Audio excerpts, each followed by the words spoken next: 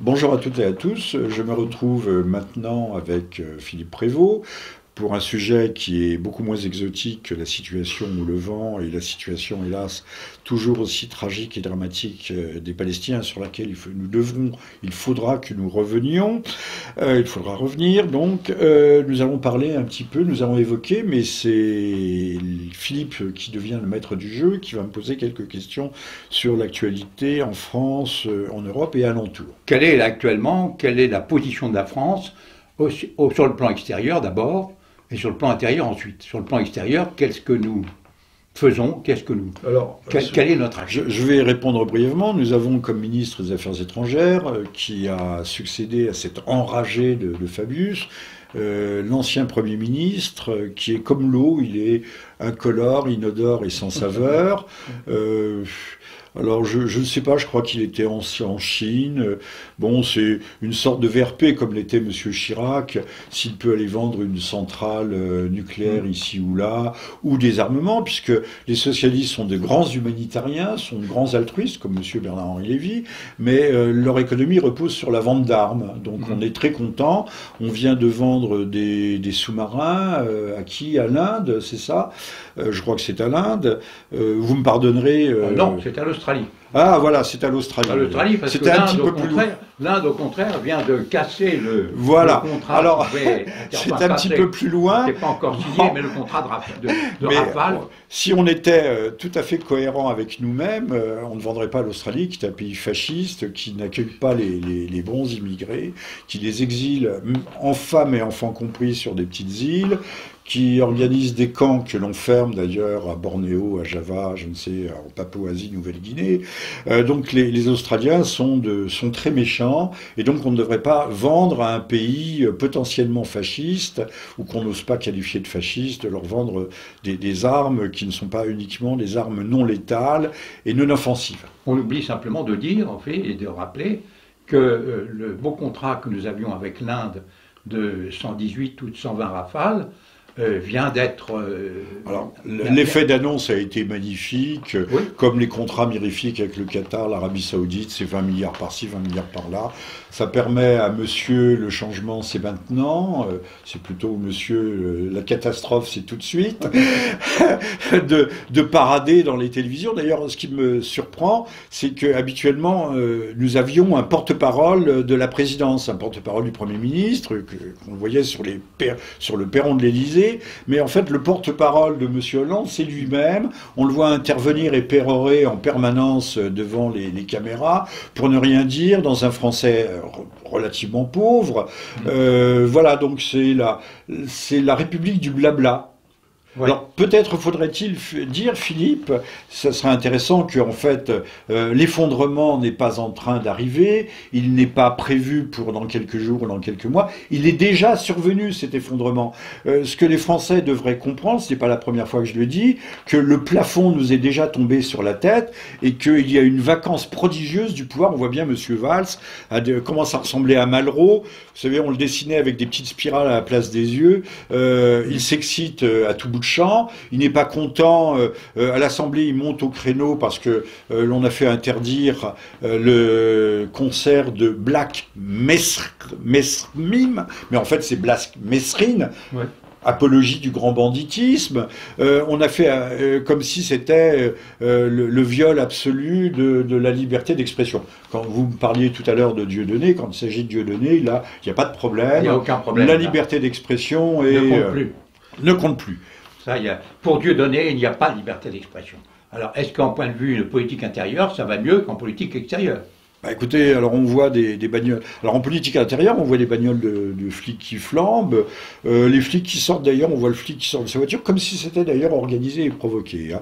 Il sort très tranquillement de sa voiture, il ne fait pas mine de dégainer alors qu'il est directement menacé, il sort. Il s'en va, quinca devant une foule de badauds et de caméras, comme si la chose a été montée. J'ai moi-même assisté dans ma jeunesse à une provocation qui pouvait être soit de groupes trotskistes, soit du ministère de l'Intérieur, soit les deux, mon capitaine. Trotskiste, ministère de l'Intérieur, même combat à l'époque. C'était juste après 68, et on voyait 4 ou 5 policiers, dont une sans doute des policiers, je ne peux pas l'affirmer, dont une femme qui essayait de renverser une voiture. C'était des adultes quarantenaires, s'ils n'avaient pas le profil des manifestants, même pas cégétistes que l'on voyait. Donc la France sombre. Sombre tranquillement, mais sur le pont du Titanic, on continue à jouer du violon. C'est l'essentiel. C'est l'essentiel. Endormir les populations, comme d'habitude. Les Français ont besoin de s'aérer, puisque l'oxygène est à un prix exorbitant. C'est pourquoi je ne reprocherai pas aux Français de prendre des vacances. C'est vrai que la vie est stressante, par le climat, pas seulement par le travail, pas seulement par les transports en commun, pas seulement par les pesticides agricoles qu'on trouve en foison dans le métro, mais la France d'aujourd'hui est asphyxiée par les impôts. Enfin, quand on nous parle, on nous dit que on était passé, c'est M. Mitterrand qui nous était passé entre l'ancien régime et le nouveau, après 89, des ténèbres à la lumière. Bah, écoutez, quand on regarde comment on vivait sous l'ancien régime, les impôts n'étaient pas ce qu'ils sont aujourd'hui, où on travaille 7 mois, 8 mois, entièrement au service de l'État. Je parle des taxations directes, des taxations indirectes, et tout le Bataclan, sans jeu de mots. Effectivement, je pense qu'au point de vue économique, ça ne va pas mieux non plus, car au point de vue économique, la France se retrouve avec une dette dépassant les 2000 milliards. Est-ce que vous pensez que quelque parti qui arrive au pouvoir pourra rembourser ses dettes? Ah, mais jamais. Les États-Unis ne rembourseront pas les 20 000 milliards de dettes qu'ils ont. La Chine aussi ne se porte pas très bien. Vous savez qu'il y a eu des bulles spéculatives autour de l'immobilier. Du jour au lendemain, alors si la fameuse loi que nous évoquions un peu avant, en dehors de cet entretien, de cette loi passée contre l'Arabie Saoudite menace de jeter sur le marché 750 milliards d'obligations du Trésor américain. La Chine doit en avoir beaucoup plus, peut-être 2000 milliards, je ne sais pas. Je dis une bêtise, mais c'est un ordre d'idée, qu'elle écoule tranquillement. Hein. La Russie comme la Chine ont reconstitué des réserves d'or, alors qu'on se demande si à Fort Knox, l'or qui est entreposé n'est pas du tungstène habillé d'une couche d'or. Le tungstène a à peu près le même poids atomique que l'or. Enfin, si je ne me trompe pas, là aussi, je ne suis pas omniscient.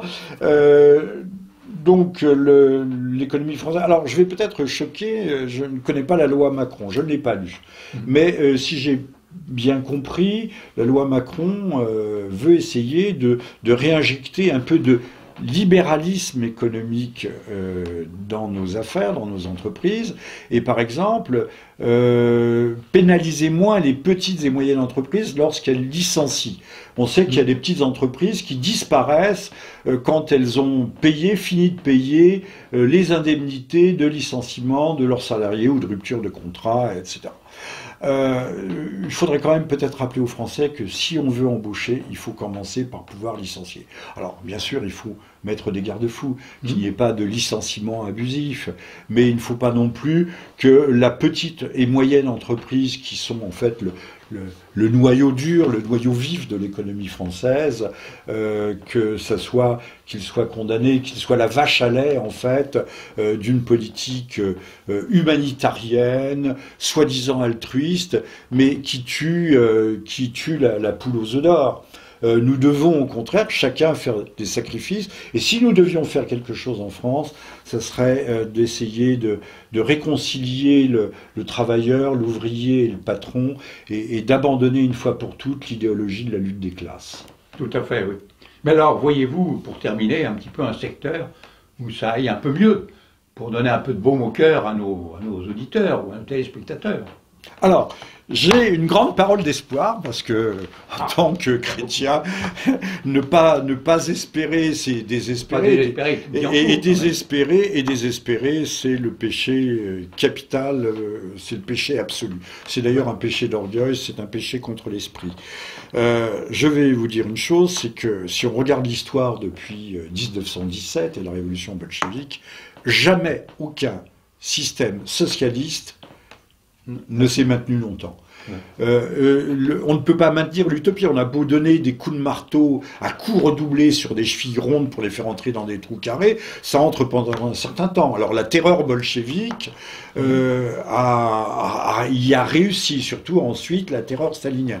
Mais la terreur léniniste entre 1918 et 1921, qui a été atroce, il faut dire que ce n'était pas seulement l'aristocratie, l'armée, les intellectuels, la bourgeoisie qui a été étrillée pendant ces 3 années terrifiantes, mais c'est surtout la paysannerie et les ouvriers. Oui. Et les ouvriers qui n'en pouvaient plus à ce moment-là du socialisme réel, comme on l'a appelé. Oui. D'ailleurs, mais un jour nous y reviendrons devant la caméra, en 1921, l'expérience communiste et soviétique était morte, il n'y en avait plus. Lénine était passé à la NEP, on bouffait du caviar, les privilégiés à Moscou. Pendant ce temps-là, le peuple misérable traînait dans les rues.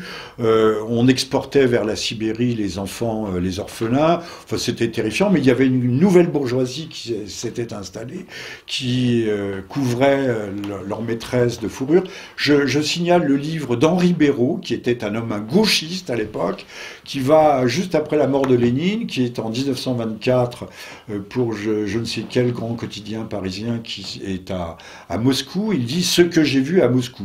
Cet homme de gauche, d'extrême gauche, avant de devenir maurassien, n'en revient pas. Il faut le lire.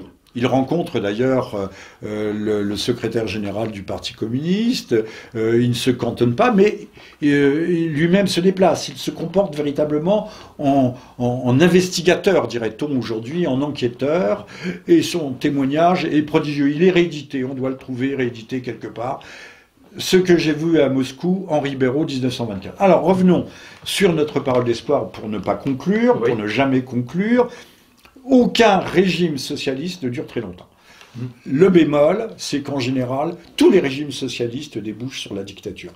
Si vous regardez les sondages, 80-90% des Français ne croient plus réellement, sondage récent, hein, mais pas que vous ne le verrez pas à TF1 ou à BFM. 80 ou 90% des Français ne croient plus à la démocratie et appellent de leur vœu un homme fort. Donc, quelle que soit l'issue, il y aura une recomposition. Mais l'échec n'a jamais découragé les socialistes, hélas, et ils reviennent. Il faut bien noter qu'après la Première Guerre mondiale, en 1919, on a des coups d'État de droite qui vont donner des coups d'État fascistes, mais aussi bien en Grèce, en Italie, ça sera évidemment Mussolini, au Portugal, en Espagne, parce qu'il y a eu des tentatives d'installation de régimes résolument utopistes, socialistes et marxistes. Voilà. Donc c'est une loi de l'histoire. Maintenant, comment les choses vont-elles se passer, c'est une autre paire de manches. Il faudrait là aussi qu'on cesse de croire que demain l'on rasera gratuitement, gratis, qu'il suffit de décréter que les hommes doivent s'aimer, qu'il n'y a pas que les hommes sont égaux entre eux, et qu'il n'y a pas, alors qu'il faudrait comprendre que les hommes sont complémentaires. Encore une fois, il n'y a pas de patron sans ouvrier, et il n'y a pas d'ouvrier sans patron. L'expérience devrait nous l'apprendre sur ces 30 ou 40 dernières années. À chaque fois qu'il y a eu une faillite retentissante, les LIP, Manu France et autres journaux de compagnie, les ouvriers ont toujours voulu créer une coopérative, ça n'a jamais marché. Il faut, si l'industrie automobile se relève un petit peu en France, c'est parce que on a c'est un Libanais, je crois, Carlos Ghosn, qui a une main de fer et qui surtout doit avoir une vision stratégique de l'industrie automobile. Alors on le paye très cher, c'est vrai, mais enfin bon, il fait vivre aussi beaucoup d'ouvriers, même s'il est payé très cher. Et si on divisait d'ailleurs le salaire de Carlos Ghosn entre tous les ouvriers, ben les ouvriers auraient peut-être 10 € de plus par mois, et même pas, oui, 10 € de plus par mois, et encore, c'est même pas sûr. Donc, il vaut mieux payer un homme compétent, et qui réussit, que plutôt de payer à faible coût, de faire de fausses économies. Mais ça, c'est du bon sens et c'est de la raison. Et malheureusement, les foules, comme vous le savez comme moi, sont conduites par la passion, par les illusions, par les chimères, par le rêve. Et par les hommes politiques. Et par les hommes politiques qui les gavent, par les meneurs politiques qui les gavent de discours.